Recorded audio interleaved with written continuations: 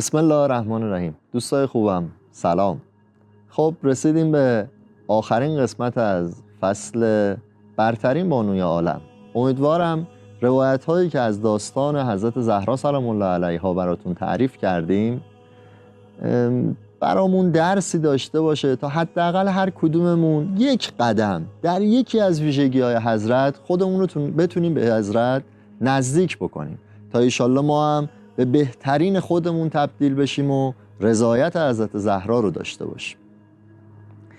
توی این قسمت آخر میخوام خدمت شما بگم دوستای خوبم، در طول تاریخ از همون سالی که این واقعه ها اتفاق افتاد بودند کسانی که این داستان ها رو برای دیگران نقل میکردن، روایتگری میکردن. از امامان معصوم ما اینها به دست ما رسیده و بعدش هم کسانی بودند که مجالس روزه برپا میکردن و برای حضرت زهرا سلام الله علیها عزاداری میکردن. ویژگی مهم این مجالس همونطور که اقتدا شده بود به حضرت زهرا، بیان حقایق، تبیین واقعیت ها و خصوصیات رفتاری و اخلاقی حضرت زهرا بود تا اونهایی که الگوشون مادر پهلو شکسته هست بدونن و فراموش نکنن که اگر ما علیه آن میتونیم دم از حق و حقیقت بزنیم مدیون فداکاری حضرت زهرا هست.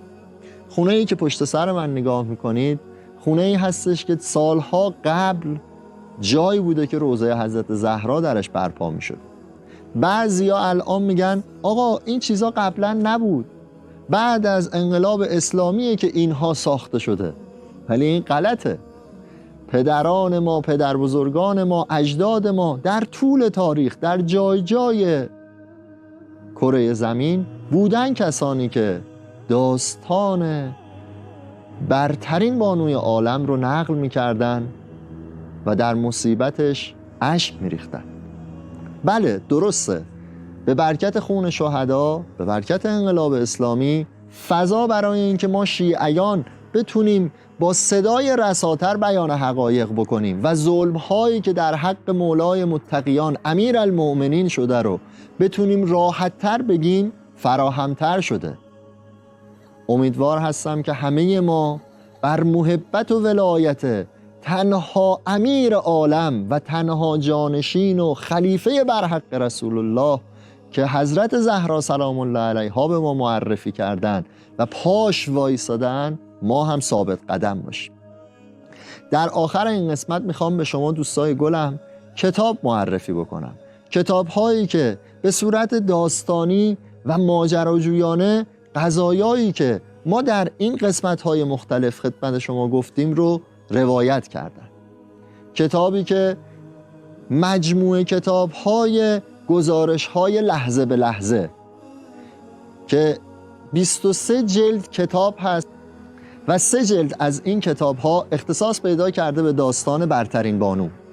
جلد اول گزارش لحظه به لحظه از شهادت حضرت زهرا سلام الله علیها، جلد دوم گزارش لحظه به لحظه از ماجرای سقیفه و جلد سوم گزارش لحظه به لحظه از جریان غصب فدک هست که شما رو دعوت میکنم این کتاب ها رو حتما تهیه کنید و مطالعه کنید. امیدوار هستم که این مجموعه داستان ها مورد پسندتون بوده باشه و قدمی باشه برای لبخند رضایت حضرت زهرا و تبدیل شدن ما به بهترین خودمون. و در آخر هممون دست به دعا ورداریم و از خدای مهربون بخوایم که به حق حضرت زهرا سلام الله علیها فرج مهدی زهرا رو برسونه و ما هم توفیق داشته باشیم در کنار حضرت از یارانش باشیم و زندگیمون ختم به عاقبت به خیری بشه.